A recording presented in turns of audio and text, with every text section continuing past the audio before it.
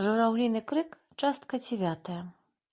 Са старушкі таплом салдацкіх шынялёў.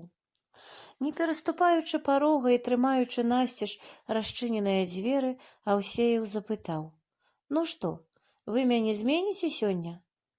«Нешта ты хутка», — сказаў стапчана Карпенка. «Яшчэ, мабыць, і 2 гадзін не мінула». Ён нетаропка выцягнуў з кішэнькі стары кіраўскі гадзіннік на ланцужку, угледзеўся, павярнуўшыся да скупога святла з грубкі. «Эге, 5 гадзін, хутка і світанне. Ну хто? Глечык, давай ты». Глечык з гатоўнасцю ўзняўся, але побач схапіўся пшанічны. «Пастой, я пайду. Хай адпачне Глечык. Ён капаў многа, так што...» Не чакаючы камандзіравай згоды, баец захінуў шынель і палез у дзверы. Аўсееў паставіў у кут вінтоўку і пачаў ладкавацца ля грубкі. «Дождж сціхае, здаецца?» — спытаў Карпенка. «Сціх», — сказаў Аўсееў, выцягнуўшы да агню счырванелыя рукі.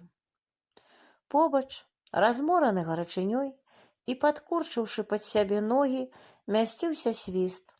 Ён усё, відаць, не мог адолець свайго разважлівага настрою і з раздумным спакоем у светлых вачах, утаропленых на вуголле ў печцы, казаў: «Паглядзеў я на людзей і там, і тут, смерці нагледзеўся і думаю: эх, чалавек, чалавек, не ведаеш ты, што табе трэба. Вымуштроўваеш ты, як малое распешчанае дзіця, пакуль табе гарачы певень у зад не дзюбне. А дзюбне, тады ўраз розум дойме. Тады ты ўцяміш, як жыць трэба. Это я з самога сябе даўмеўся. Вот ярына зялёная». «Яно так», — азваўся Карпенка, выцягваючы на тапчане ногі, «але хай яна згарыць, вайна гэтая. Колькі ліха, колькі гора, мне дык яна ўсё жыццё парушыла. Толькі на ногі ўзняўся, на волю каляю узбіўся на сваю, а тут трах-тарарах, павяло». «Это праўда», — згадзіўся свіст, «і калі ўжо мы яго здужаем, гада, прэ і прэ паразіт». «Нічога, здужаем, да Масквы ўжо не пусцім, гэта пэўна». Аўсееў, грэючы мокрыя пальцы, непрыязна бліснуў на старшыну чорнымі сцюдзёнымі вачыма, у якіх быў здзек і пагарда. «Ага, можна падумаць, што Масква за Уралам. За Уралам, не за Уралам, а Маскву не аддамо». «Гэта мы ўжо чулі», — чмыхнуў Аўсееў, «а 3 месяцы адступаем». «Глупства», — жыва азваўся свіст. «Кутузаў таксама адступаў. Тут, брат, план можа так, як і з французам. А што, заманіць глыбей у лясы і балоты, акружыць і кокнуць к чортавай матры, каб ніводнага не засталося». Карпенка курыў, пускаў у столь шырокія струмені дыму і нешта думаў. Аўсееў, нагрэўшыся, узяўся даядаць кашу. Віцька зграбаў ля печкі апошняе паліва, а Глечык, поўны ўвагі, на круглявым хлапечым твары, абцёрся на руку і слухаў. Дровы ў грубцы дагаралі, ціхела жарам куча вуголля. Змрок затульваў постаці людзей, невыразна свяціліся толькі твары, рукі. «Ах, гады, гады, што зрабілі з Расіяй!» — казаў свіст, падбіраючы ў цемры рэшткі паліва. «Ну, чакай, дабяромся, нікому літасці не будзе». «Нашто так?» — падумаўшы, заўважыў Карпенка. «Усіх не трэба пароўну мераць.